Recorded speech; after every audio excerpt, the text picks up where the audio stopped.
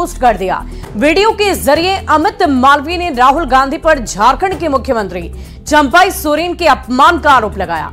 अब मुद्दे पर झारखंड में भी सियासत शुरू हो गई है।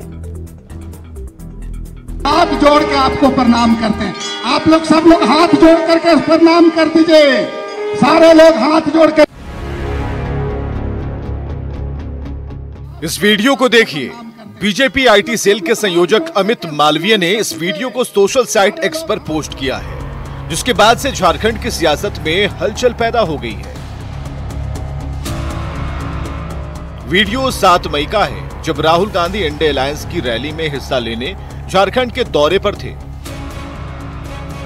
लोहरदगा में रैली हो रही थी। राहुल गांधी को भाषण देना था। पोडियम और राहुल गांधी के बीच में झारखंड के मुख्यमंत्री चंपाई सोरेन बैठे थे।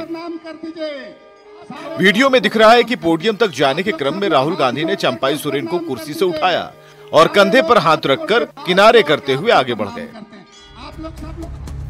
बीजेपी आईटी सेल के संयोजक अमित मालवीय ने वीडियो को पोस्ट करते हुए लिखा है कि राहुल गांधी का झारखंड के मुख्यमंत्री चंपाई सोरेन के साथ इस तरह का व्यवहार जनजातीय समाज का अपमान है। वीडियो वायरल होने के बाद झारखंड बीजेपी के नेताओं ने राहुल गांधी पर हमला तेज कर दिया है। बीजेपी के प्रदेश अध्यक्ष बाबूलाल मरांडी का कहना है कि कांग्रेस का चरित्र ही खराब है। वो आदिवासी को कीड़ा मकोड़ा समझते हैं। पहले भी तो राहुल गांधी वगैरह कांग्रेस पार्टी कभी आदिवासियों को तो आदिवासी कीड़ा मकोड़े की तरह वो समझते रहे।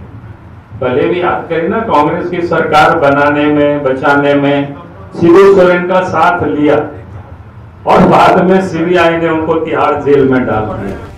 वीडियो वायरल होने के बाद बीजेपी की तरफ से हो रहे हमलों पर जेएमएम नेता सुप्रियो भट्टाचार्य ने पलटवार किया। सुप्रियो भट्टाचार्य ने कहा कि इन लोगों की सोच ही गंदी है।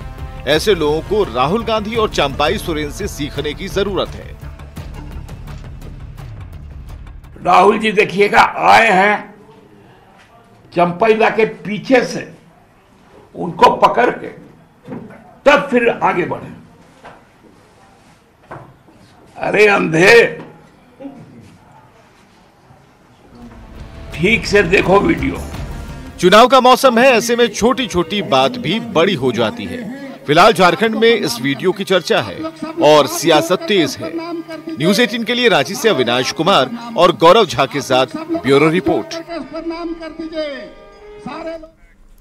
और चलिए अब आपको समझा देते हैं कि चुनाव में राहुल के वीडियो पर बवाल क्यों मच गया है। झारखंड एक आदिवासी बहुल राज्य है और यहाँ की राजनीति भी मूलवासी बनाम बाहरी पर आधारित होती है।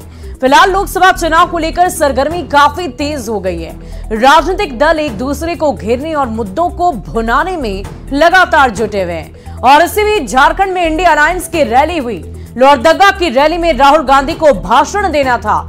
जिस रास्ते से राहुल गांधी को जाना था उसी रास्ते में सीएम सहित कई नेता बैठे हुए थे।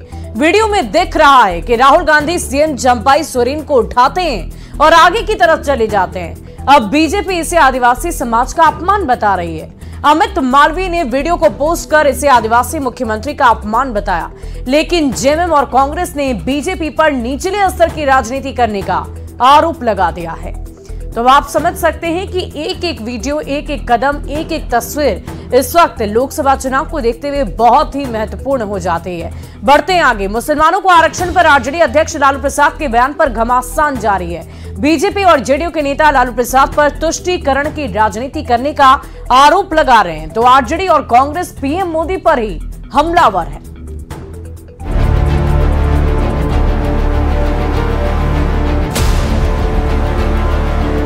रिजर्वेशन तो मिलना चाहिए मुसलमानों को।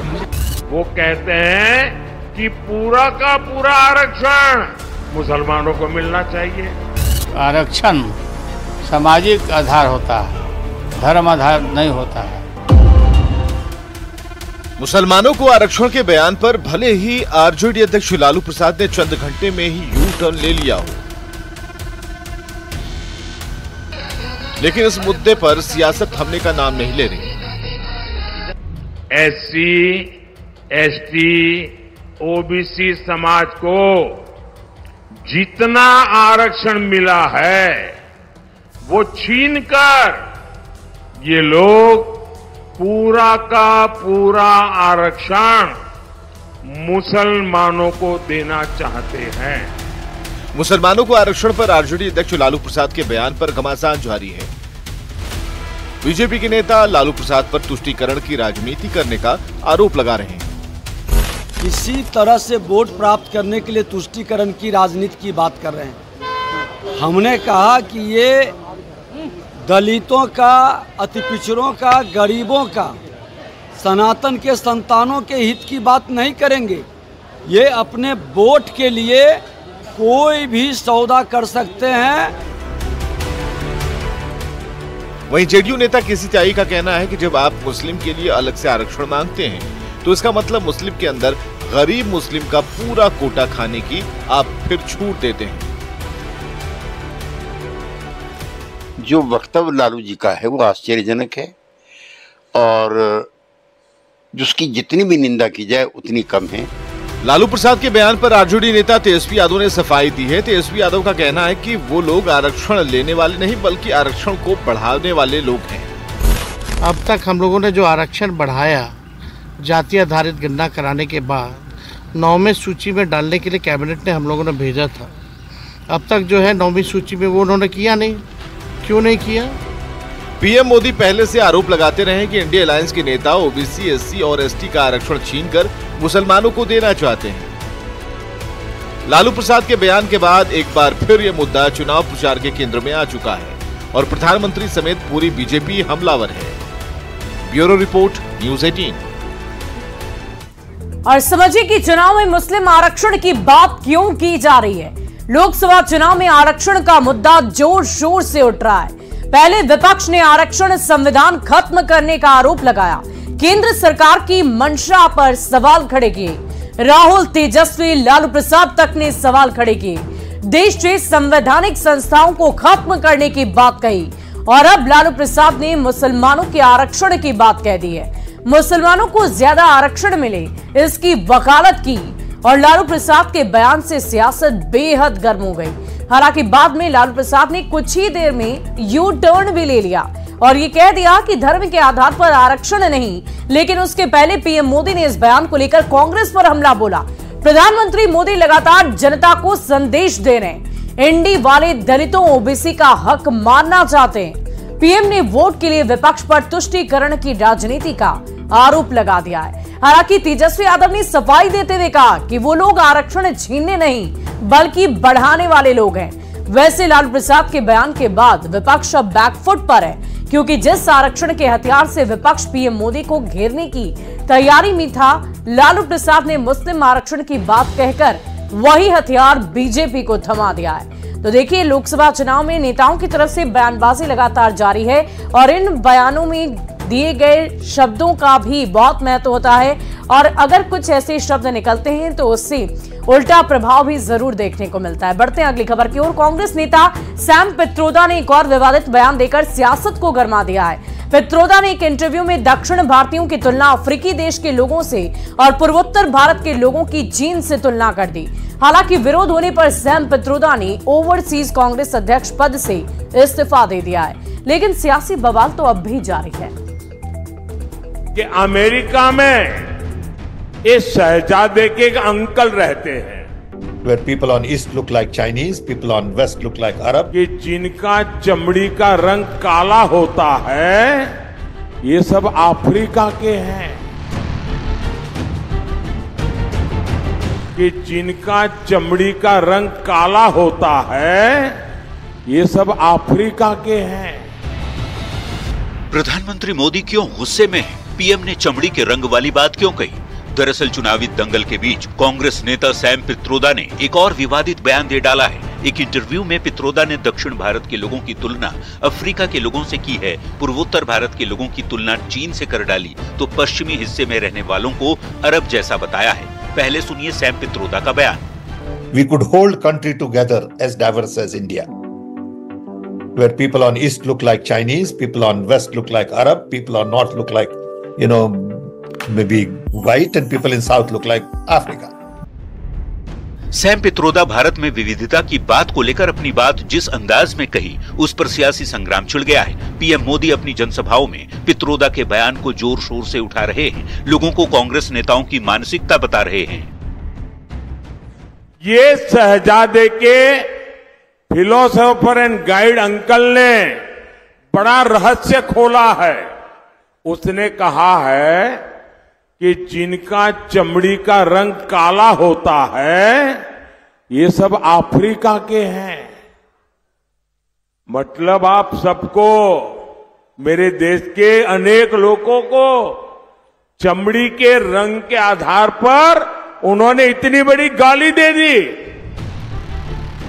सैम पित्रोदा के बयान पर जेडीयू नेता केसी त्यागी ने भी कड़ी आपत्ति जताई है। त्यागी कहते हैं, देश तोड़ने वाली मानसिकता के लोगों को अफ्रीका की नागरिकता ले लेनी चाहिए।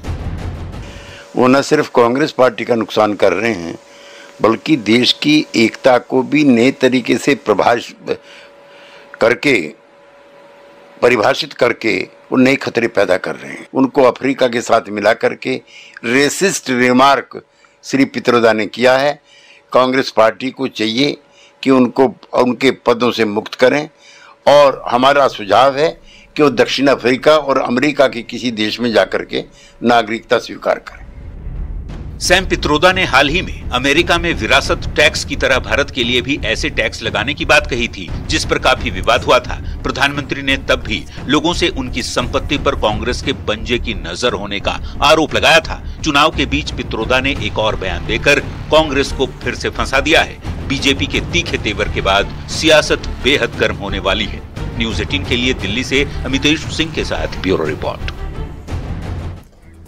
और समझिए पित्रोदा के बयान से कैसे फंस गई कांग्रेस। सैम पित्रोदा कांग्रेस के नेता हैं और कांग्रेस नेता सैम पित्रोदा के एक बयान पर नस्लवाद का आरोप लगाए। दरअसल सैम पित्रोदा ने भारतीयों को अजीब ढंग से बांटने की कोशिश की। एक इंटरव्यू में पित्रोदा ने दक्षिण भारत के लोगों की तुलना अफ्रीका के लोगों से कर दी। पूर्वोत्तर भारत के लोगों को चाइनीज जैसा बता दिया तो पश्चिमी हिस्से में रहने वालों को अरब जैसा बता डाला है। प्रधानमंत्री नरेंद्र मोदी ने इसे रंग के आधार पर भारतीयों का अपमान बताया और कांग्रेस पर जोरदार हमला बोला।